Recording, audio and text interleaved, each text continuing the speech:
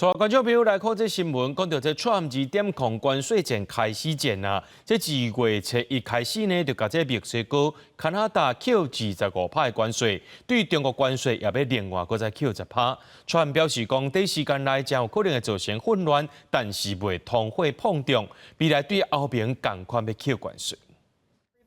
美国白宫发言人李辉就31证实，川普总统的关税大战会伫2月初一如期登场。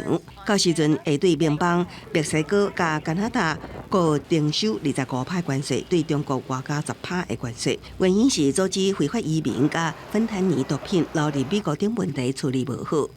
日较早，加拿大总理杜鲁道表示，会对美国的关税随采取强国有力的反制措施。 We won't relent until tariffs are removed, and of course, everything is on the table.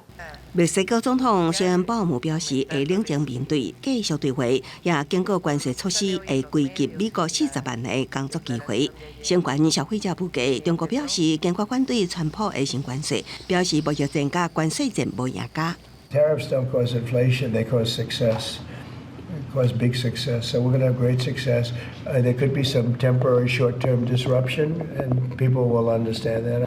川普的2.0关税大刀第一波会升级1.6条的北美贸易市场，正式终结过去30年，甚至三国经济的自由贸易体系。首先影响的会是汽车甲零件产业，墨西哥甲加拿大占出口到美国的所有汽车零件的5成以上。新关税会对同样定伫墨西哥有生产线的制造商形成强大的压力，造成旅行车、皮卡车价销升悬。另外一个受冲击的类别包括电动机械各种零件。 设备加能源，为此，川普将加拿大关税的关税定10%，而毋是25%，以避免国内汽油继续起。专家也点名，加拿大进口的阿鲁米加木材，墨西哥进口的新鲜农产品、酒类加电子产品拢会起价。